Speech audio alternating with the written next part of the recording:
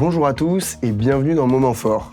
Aujourd'hui, j'ai le plaisir de recevoir Georges Jordi, dit Georges Streetwear. C'est ça. Pardon. Déjà, comment est-ce que tu préfères qu'on te présente? Comment est-ce qu'on devrait te présenter? Youtubeur, créateur de contenu, journaliste, humoriste, c'est quoi l'intitulé en vrai? Je serais très fier si on disait humoriste, mais pour l'instant, j'ai pas encore assez fait mes preuves sur le projet. Non, je dirais journaliste. Ouais. Journaliste, youtubeur, parce que je suis sur YouTube, mais avant tout journaliste, ouais.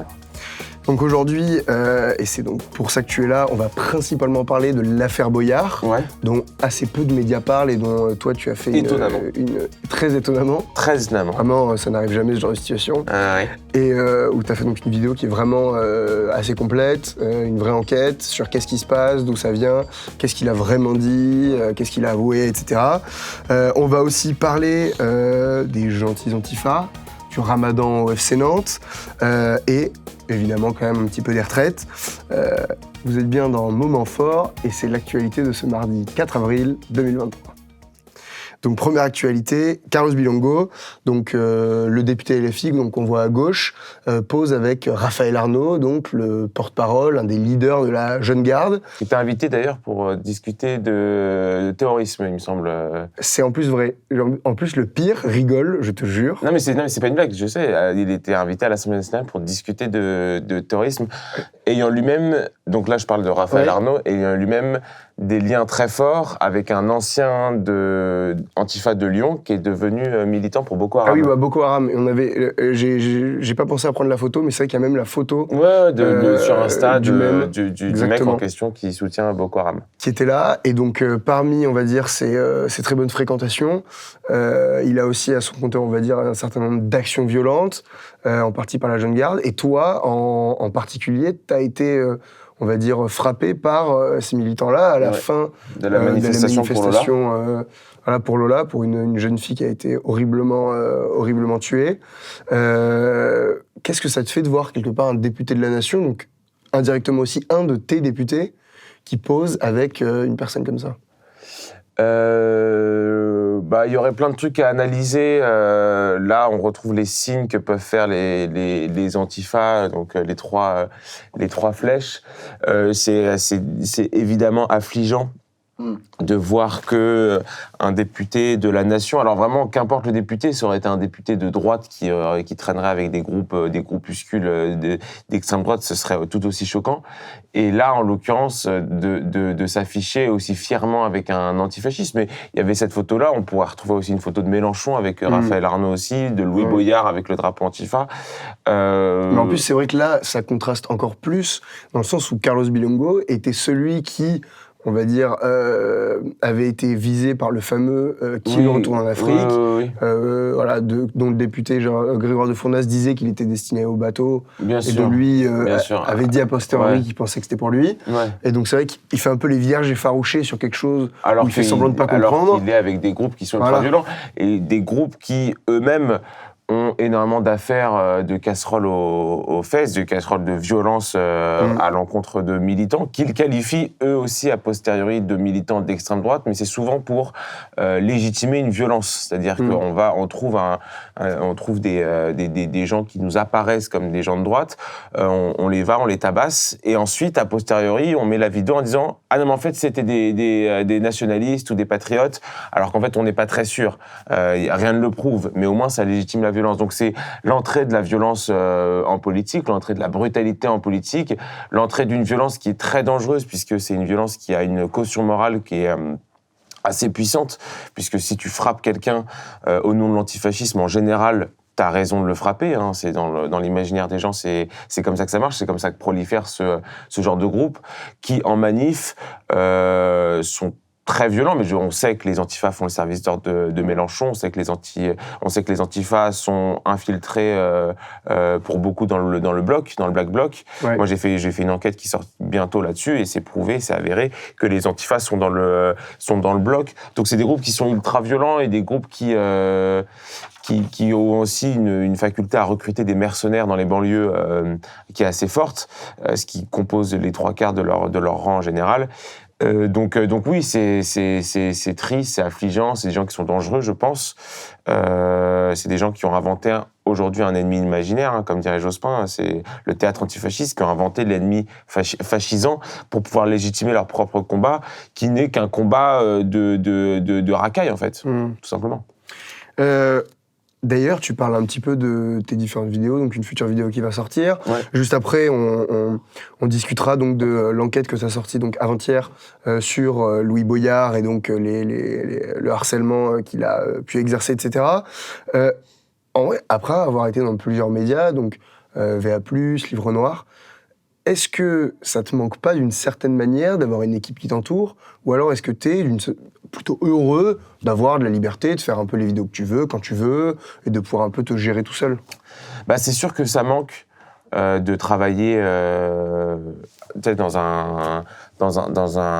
un média, parce que tu as un rapport aussi social aux gens, au travail, tu te lèves le matin pour aller travailler, tu discutes de tes sujets, tu échanges et tu crées une intelligence commune avec les gens avec qui tu travailles, que tu n'as pas du tout quand tu bosses tout seul. Alors en fait, je bosse pas vraiment tout seul, parce que j'appelle souvent des gens, je discute beaucoup, et comme je fais des enquêtes, je suis obligé d'être parfois sur le terrain. Mais c'est sûr que ça manque un peu, ouais. Ça manque un peu, l'idée de bosser dans un média. Mais c'est aussi un choix que j'ai pris quand je suis parti du Livre Noir. Et c'est pour ça que c'est vrai qu'il y a souvent un peu ce dilemme chez les journalistes entre être dans un média, quitte à des fois être mécaniquement un peu moins, on va dire, libre et faire ce qu'on veut quand on veut, sur les sujets qu'on veut, sans aucune contrainte, et quand même ce plaisir qu'on a, c'est vrai, arriver dans une rédaction, discuter avec des gens, frotter un peu nos esprits pour arriver, on va dire, à des idées un peu mieux, trouver des projets même communs à plusieurs. Et c'est vrai que c'est souvent un peu un dilemme. Voilà, je veux juste l'aborder assez rapidement avec toi. T'as raison. Ensuite, donc, pas de Ramadan au FC Nantes. Donc l'entraîneur de foot de l'équipe du FC Nantes, donc Antoine Camboiré, a exigé donc de ses joueurs musulmans qu'ils ne fassent pas Ramadan pour un match. Ils ont tous accepté sauf un, et donc qui n'a pas pu jouer le match. Donc l'entraîneur lui a interdit. Est-ce que tu penses que ce joueur a un peu eu raison de s'opposer à ça, à ce que certains pourraient appeler une forme d'islamophobie dans le sport? En fait, il y a plusieurs questions à travers cet événement-là. Ça dépend ce qu'on attend d'un pays. C'est-à-dire, et ça dépend ce qu'on attend d'une société. Si on attend d'une société qu'elle soit à l'anglaise, c'est-à-dire une société où les religions peuvent proliférer et peuvent, notamment la religion musulmane, peut s'imposer dans le champ du social parce que le nombre l'impose. Si on part de cette optique-là, oui, il a eu raison de s'opposer à Antoine Camboiré. Mais on voit ce qu'est en train de devenir la Grande-Bretagne aujourd'hui, c'est-à-dire c'est un pays qui se fait remplacer, en fait, tout simplement. Il y a des tribunaux islamiques par lesquels les femmes sont plus ou moins obligées de passer musulmanes pour pouvoir divorcer de leur mari, quoi. C'est ça. Et en fait, du coup, on a une nouvelle juridiction qui apparaît dans ce pays-là. C'est une juridiction qui est religieuse. Donc si on est dans cette optique-là, où on s'attend à ce que la France devienne un pays qui sera dans 30, 40 ans, un pays qui sera religieux, il est avant-gardiste de s'opposer à Antoine Camboiré, et de ce fait-là, il a raison. Or, si on est dans une autre problématique, qui est une problématique de société française, à savoir où la religion n'a pas sa place, que ce soit sur les terrains, en dehors, et même dans la société civile, elle reste du domaine du privé. Si on est dans cette optique-là, alors non, il n'a pas eu raison de s'opposer à Antoine Camboiré, et j'irais même au-delà. Ça me fait penser à ce que disait la démographe Michèle Tribala sur la judiciarisation des affaires sur l'islam, à savoir que progressivement, avec l'arrivée des nouveaux venus et l'arrivée d'une nouvelle pensée sur la religion qu'impose l'immigration africaine, progressivement, la société française, concède des pans de sa morale aux religieux. C'est-à-dire que progressivement, on va éviter de parler d'islam, progressivement, on va éviter d'imposer des choses aux musulmans de ce pays, tout comme on les a imposées aux juifs fut un temps. Et en fait, finalement, je pense que dans 30, 40 ans, la France sera un pays qui sera religieux, justement parce qu'il y a eu ces problématiques-là, il y a eu des gens qui se sont opposés à ça et qui se sont fait taper dessus, tout comme Antoine Comboré, je pense, se fait taper dessus assez fort en ce moment, en interne ou même sur les réseaux sociaux, de ce que j'ai pu voir. On le traite d'islamophobe, sachant que le terme-là a été inventé pour pouvoir pénétrer les sociétés occidentales, hein, je le rappelle, parce qu'il y a beaucoup de gens sensés et bienveillants qui utilisent ce terme, ne sachant pas d'où il vient. Ce terme a été inventé par le soft power salafiste pour pouvoir pénétrer les sociétés occidentales. Fin de la parenthèse. Donc, je pense que là, on a des affaires. Mais en fait, depuis les affaires du voile de Creil, c'est la même chose. Depuis les années 90, c'est la même chose. Dès lors que l'islam est dans une problématique sociétale, les gens ont peur.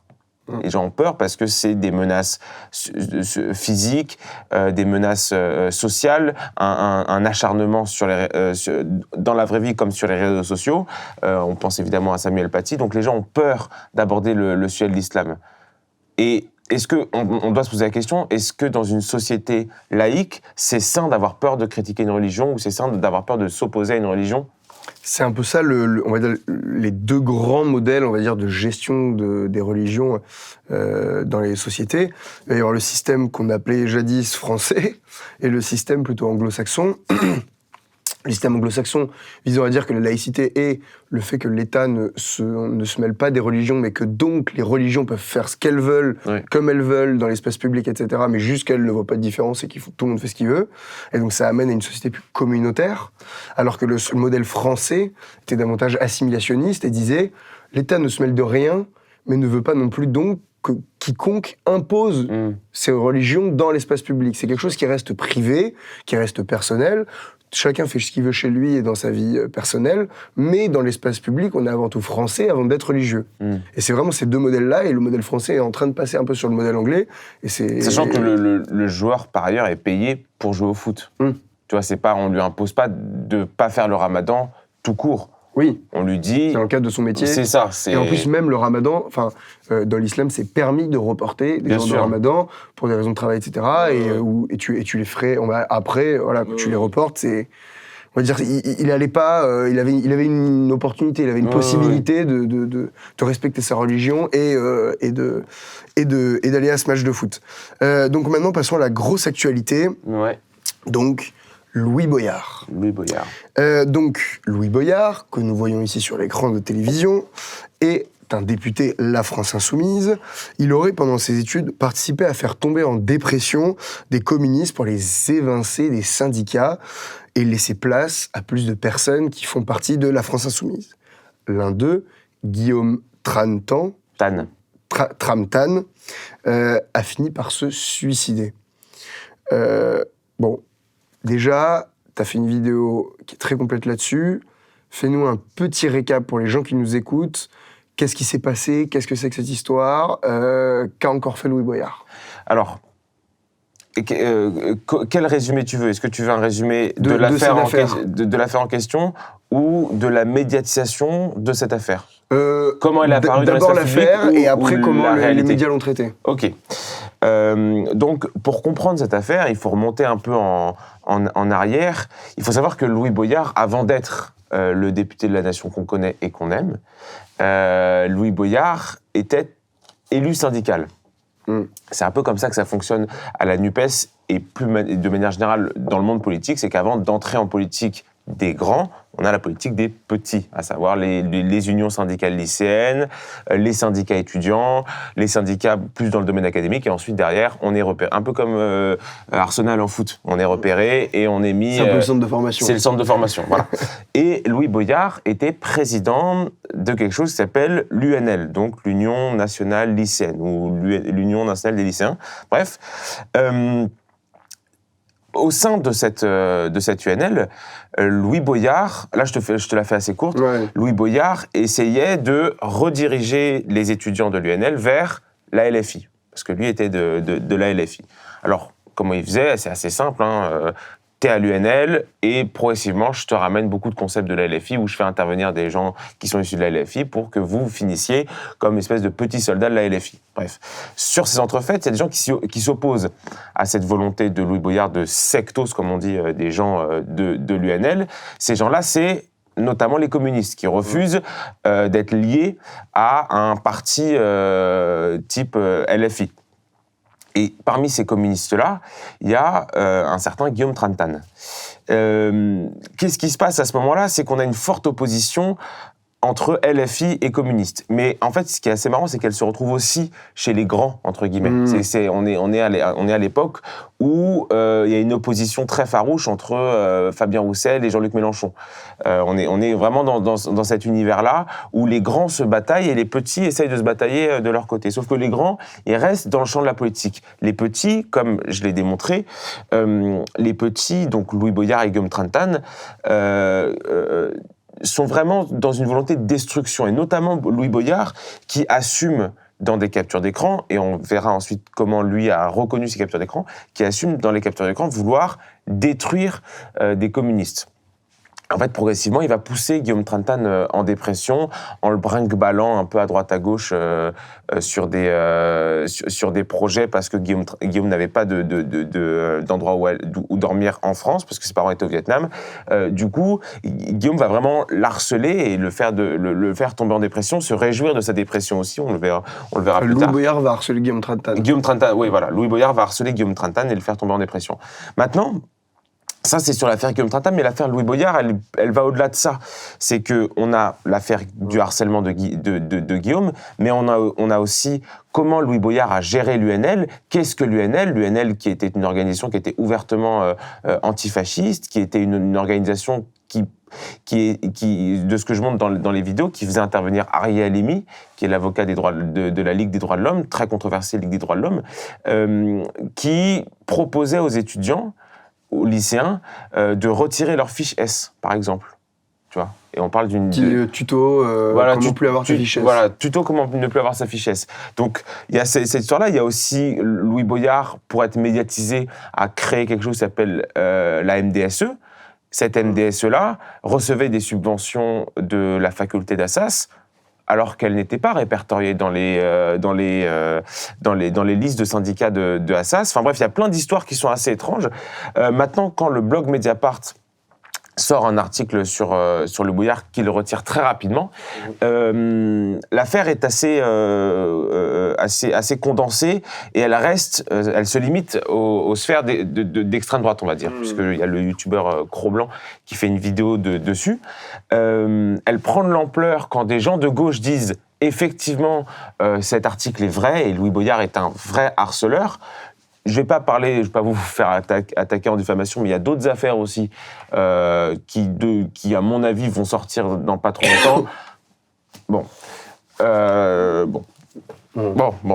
Ça te donnera l'occasion de revenir. Ça me donnera l'occasion de revenir.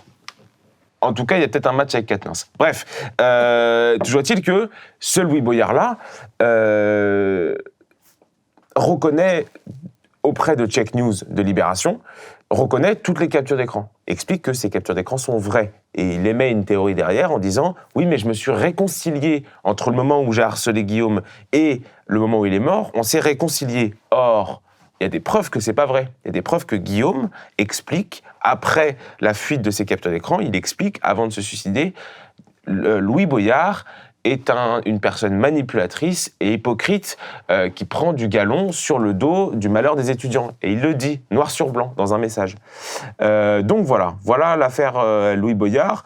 C'est très triste que d'autres médias, si ce n'est le vôtre, et il faut saluer le courage de la rédaction de Verta, mais que d'autres médias qu'on pourrait appeler conservateurs, ou en tout cas qui ont un projet d'enquête dans leur investigation, qui ont une vraie portée d'enquête dans leur investigation, n'aient pas enquêté sur cette affaire. Je pense à Marianne, au Figaro, Valeurs, CNews et compagnie. Alors peut-être qu'ils le feront. En tout cas, ça n'est pas encore arrivé. Et on peut s'attrister que le seul média à l'avoir fait, c'est Check News, c'est Libération. Donc voilà pour cette affaire Louis Boyard. Et après, c'est vrai que c'est quand même, moi je trouve, une affaire qui est énorme. C'est un député à l'Assemblée nationale, on va dire, du 3e groupe parlementaire à l'Assemblée. Est-ce que tu penses que, on va dire, un peu cet effacement médiatique est dû à quoi? Un manque de preuves? J'ai pas l'impression. J'ai l'impression qu'il y a des preuves quand même largement suffisantes. à une peur, quelles sont les pistes? En fait, pour expliquer que les médias, entre guillemets, mainstream ne parlent pas de cette affaire, c'est pas une histoire de preuves, parce que les preuves, on les a, et on les a sorties. Enfin, en tout cas, moi, je les ai sorties. J'ai passé 4 jours et demi à enquêter sur le projet, sur l'UNL, sur toutes les motions qu'il y avait à l'UNL, donc on les a, les preuves. Maintenant, je pense que la question vient plus d'une méfiance envers l'origine des preuves. Mais en fait, même d'une méfiance envers le canal utilisé par nous autres, les youtubeurs. À savoir, quand ça vient de YouTube, les gens se méfient. Enfin, en tout cas, les médias mainstream se méfient. C'est peut-être dommage, parce que c'est l'avenir du journalisme, je pense, de faire de l'enquête comme ça et de la sortir au plus grand nombre sans passer par tout un processus de diffusion que peut connaître un média mainstream. En plus, c'est pas pour te saucer, mais c'est vrai que ta chaîne marche très très bien. T'es à 100 000 abonnés, si je dis pas de bêtises. Là, tu fais des centaines de milliers de vues sur tes vidéos. Tu publies très régulièrement. Franchement, c'est de la bonne qualité. Et moi, avant même d'être... Non, mais sincèrement, même avant d'être journaliste, je regardais déjà tes vidéos. Donc c'est vrai que même aussi bien sur le modèle que sur le fond, c'est vrai que c'est quand même un format qui est très très intéressant, quoi. Ouais. Non, mais oui, c'est vrai, et on ne peut que s'attrister que d'autres médias n'aient pas relevé l'affaire. Alors je pense peut-être qu'ils le font cette semaine, ou je sais pas. Mais oui, c'est dommage, parce qu'en plus, je suis sûr qu'en enquêtant, on peut trouver d'autres trucs, mais sauf que moi, j'ai pas les moyens de le faire, parce qu'il faudrait avoir le bras très long, avoir le temps de le faire. Moi, j'ai pas le temps de le faire. J'ai déjà pris 5 jours en off où j'ai rien publié, parce que justement, je voulais bosser sur cette affaire. Ouais, c'est vrai que des fois, voilà, les limites parfois d'être un peu tout seul, c'est ça, vrai qu'il peut y avoir suffisamment d'équipe, etc. Donc ensuite, petite actualité sur les retraites. Ouais. Rapidement, c'est que demain, les syndicats rencontrent Elisabeth Borne à Matignon, donc pour discuter de cette réforme. Jeudi, nouvelle journée de mobilisation qui est très attendue, alors que le entre guillemets, dernier espoir que le texte ne passe pas, encore la dernière barrière à passer pour le gouvernement, c'est le Conseil constitutionnel qui rendra son avis le 14, je crois, je ne l'avais même pas marqué, le 14 avril. Deux têtes, le mec. Deux têtes. Le gars, l'artiste, quoi. Ah, mais... non, et je crois que c'est le 14 avril qui rendra donc sa décision, donc pour savoir s'il censure ou pas le texte, donc il considère qu'il y a des endroits où c'est anticonstitutionnel. D'abord, toi, c'est vrai, moi, en tout cas, je t'ai pas particulièrement entendu sur ce sujet. Qu'est-ce que tu en penses de cette réforme des retraites, même des mobilisations, de manière plus générale? Là, encore une fois, il y a deux choses.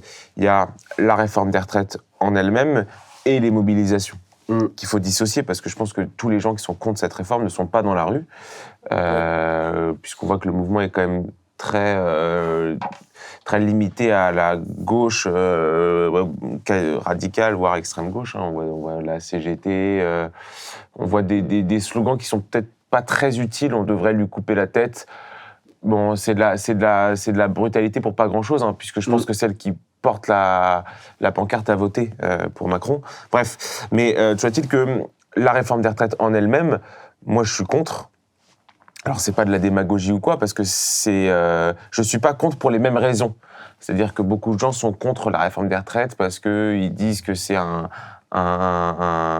cassage social et que c'est une réforme qui va précariser l'emploi. Moi, je pense que c'est parce que ça amène une thématique de privatisation de notre système de retraite, on met le doigt dans un engrenage qui est très dangereux, puisqu'on fait intervenir des acteurs privés, donc je pense notamment aux fonds de pension type BlackRock, qui vont essayer d'américaniser notre système de retraite, et ça nous fait dépendre des marchés financiers, ça nous fait dépendre des bulles spéculatives et compagnie, qui font que notre système social peut vraiment se casser la gueule si jamais il y a une crise financière ou quoi, on est plus protégé par l'État.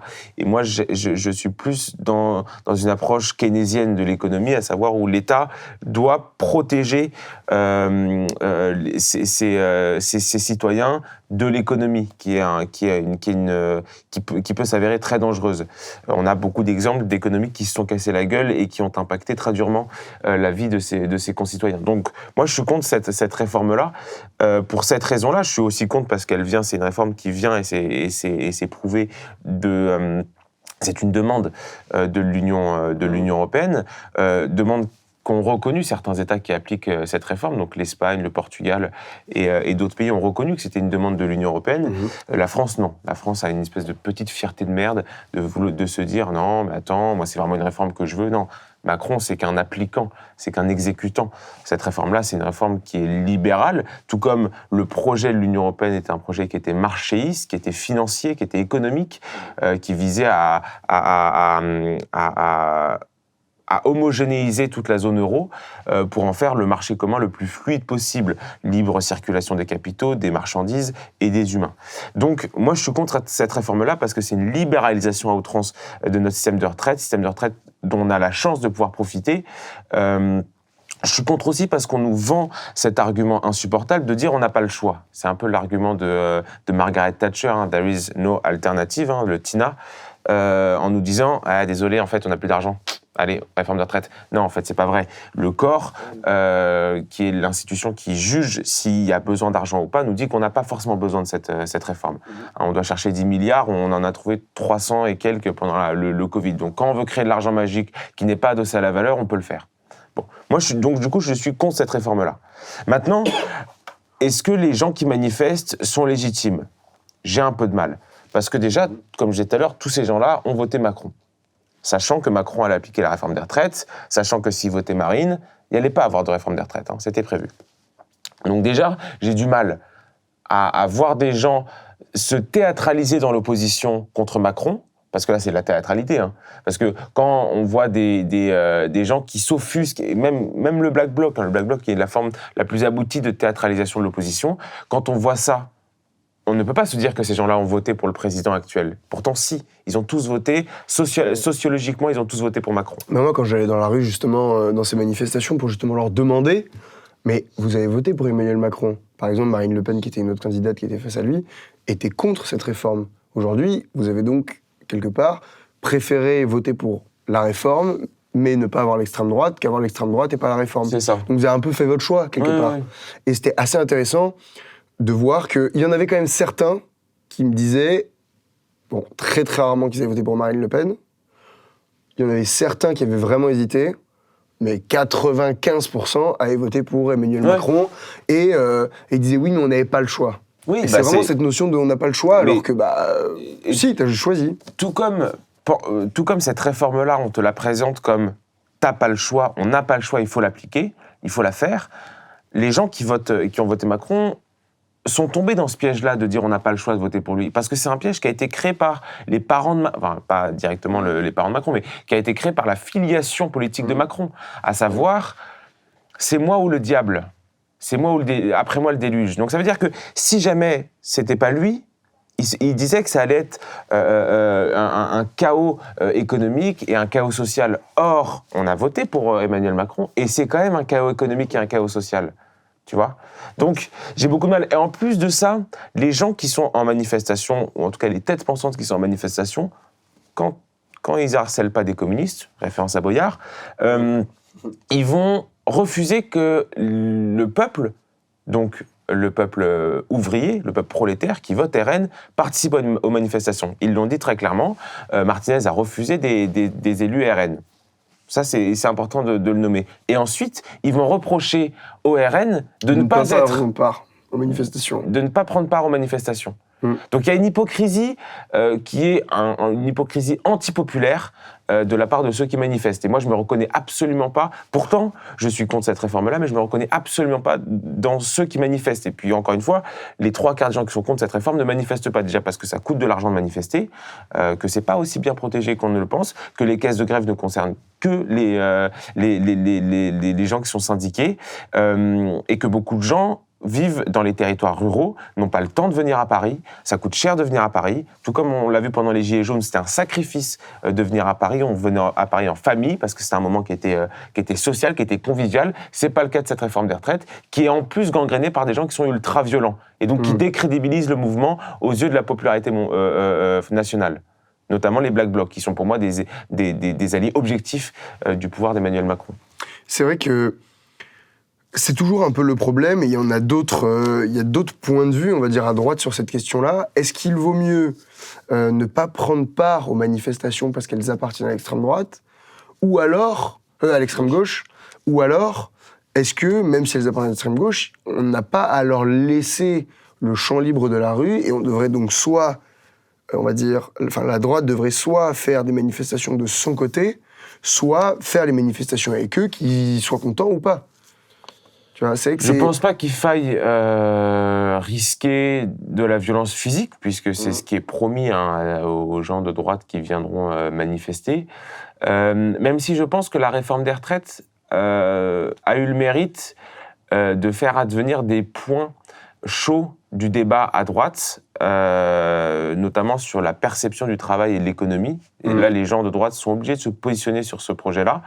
Ça, c'est le premier élément. Deuxième élément, elle fait venir sur le débat le terme de la natalité, que la droite essaye de mettre sur le débat public, mais qui est quand même très oublié. Qui est très oublié, et la droite n'y arrive pas. Cette réforme de retraite a eu le mérite de faire valoir que va avoir à un moment donné un problème de natalité. Alors il est beaucoup moindre que ce qu'on nous dit, parce qu'on nous dit qu'il nous manque 3 ou 4 actifs par 3 ou 4 actifs par retraité, ce qui est pas vrai, mais au moins il y a cette idée que OK, la natalité dans une société, c'est important. Tu vois ce que je veux dire ? Et ça, c'est l'avantage. Donc, je ne pense pas que la droite ait besoin d'aller manifester avec la gauche. Je pense qu'elle se ferait caillasser, elle se ferait taper dessus, et ce n'est pas très utile. Ça donnerait ça pourrait potentiellement dégoûter les gens de manifester. En revanche, peut-être assumer peut-être un peu plus, parfois, l'idée qu'on peut être contre cette réforme-là. Pas pour les mêmes raisons que ces manifestants. Mais c'est qu'après, ça peut fracturer la droite. C'est autour d'une droite un peu plus, on va dire, sociale, une droite un peu plus, on va dire, libérale. Ouais. Mais en tout cas, c'est vrai que c'est un sujet, évidemment, qu'on va continuer à suivre. Donc, moi je le disais, donc ça c'est un screen donc, de ta chaîne, voilà, tu vois, j'avais dit 100 000, bon... il y a 600 000, il y a 600 personnes qui manquent. Il manque 600 personnes. Peut-être que c'est ceux qui regardent cette émission. Vous êtes les 600 personnes qui allaient permettre à Georges d'avoir ses 100 000 abonnés. D'ailleurs, les gens se demandent assez souvent, moi du coup je connais un peu la réponse, ça a déjà fait quelques fois, est-ce que t'es le même devant les caméras que hors des caméras, on va dire? Je pense que oui. Enfin, en fait, il faudrait plus demander la question à ceux qui me connaissent. En dehors des caméras, je sais que parfois, je peux m'énerver un peu quand je me vois à la cam. Je regarde assez peu mes vidéos, mais quand je me vois à la cam et que j'essaye de voir un peu si j'ai dit des conneries ou pas, le ton que j'utilise, parfois, il me tend un peu. Tu vois le truc, comme tu pourrais être tendu par un frère ou par une sœur ou un daron dont tu connais les émotions et les mimiques. Moi, je peux me tendre un peu, tu vois. Mais en revanche, je suis pas une personne différente. Non, mais je suis plus d'accord dans le sens où, en vrai... qu'on lance les caméras ou pas, ça vanne, c'est rigolo, c'est toujours très comme ça. Genre, c'est pas du tout un personnage que tu te donnes. Ce serait chiant. Ni un air, ce serait un peu chiant. Ce serait chiant que ce soit beaucoup moins drôle en vrai. Puis, ce serait dur. Tu sais, t'imagines si t'es pas drôle dans la vraie vie. Mais du coup, comment tu devrais vraiment trouver des vannes à chaque fois, les noter, avoir des petits. C'est un peu dur. Donc, très rapidement, il nous reste quasiment plus de temps. Vis-à-vis de, je sais pas si t'as vu, mais les trottinettes électriques en libre service ont été interdites à Paris. Yes. Victoire, défaite, je trouve ça génial, un scandale. C'est un petit... En fait, ce qui m'a fasciné, c'est assez con, hein, mais ce qui m'a fasciné, c'est que j'écoutais France Info l'autre jour, et le mec de France Info dit, donc qui bossait dans les trottinettes électriques, il dit oui, mais derrière, il y a quand même 80 personnes qui bossent et qui vont se retrouver au chômage. Et je me suis dit, waouh, il y a 80 personnes en France, tous les matins, elles pensent trottinette électrique. C'est-à-dire qu'elles bossent dans le business des trottinettes électriques. Je me suis dit, c'est génial. C'est-à-dire qu'il y a le mec qui utilise la trottinette électrique, mais il y a le gars qui se dit, OK, faut que je l'utilise comme ça, faut que le bouton il soit là et tout. Je me suis dit, OK, waouh, on a des génies. Non, victoire, je pense. je sais que j'ai parfois utilisé trottinette électrique, je l'assume, je l'avoue. Confession. Ça sortira dans Street Press. Non, mais le truc, c'est que c'est atroce. Visuellement parlant, c'est dégueulasse. Moi, on m'avait vendu des scooters sans les mains, des voitures autonomes quand j'étais petit. Tu sais, les petits trucs Science et Vie Junior, là, où comment serait la vie en 2023. Ouais, c'est ça, t'avais genre des immeubles qui touchaient pas le ciel, des skateboards sans roues et compagnie. Là, on a les trottinettes électriques cassées. Bon, c'est chiant. Donc non, belle victoire. La prochaine étape, c'est de restaurer Notre-Dame et une politique d'immigration zéro. Et en vrai, moi, sur 2 ans, je suis très très content de ce petit événement. C'est il y aura plus de trottinettes partout, par terre, balancées, dégueulasses. C'est un scandale. On se dit vraiment, enfin, c'est un scandale. Ou dans la Seine. Et 2, c'est enfin, on ne verra plus des darons de 50 ans sur des trottinettes électriques. Avec des casques. Avec des... Oh là là. Ça, pour moi, c'est illégal. Il devrait y avoir une police du swag qui te dit t'es déjà trop vieux pour utiliser la trottinette. Est-ce que vous avez une carte d'identité? Ouais, ça, t'es pas assez gros et t'as un casque. Et tu mets le clignotant et tu mets le clignotant sur le casque. C'est des clignotants sur le casque. Non. Là, c'est peine. On va au prud'homme, là. Viens avec moi. C'est une amende de classe 5. C'est ça. Écoute, merci beaucoup Georges. Merci à toi. D'être venu, ça m'a fait très plaisir. Et avec toi, c'est toujours la bonne humeur et la bonne ambiance. On parle aussi de choses sérieuses. Voilà. Et merci à tous de nous avoir écoutés. Et moi, je vous dis à demain.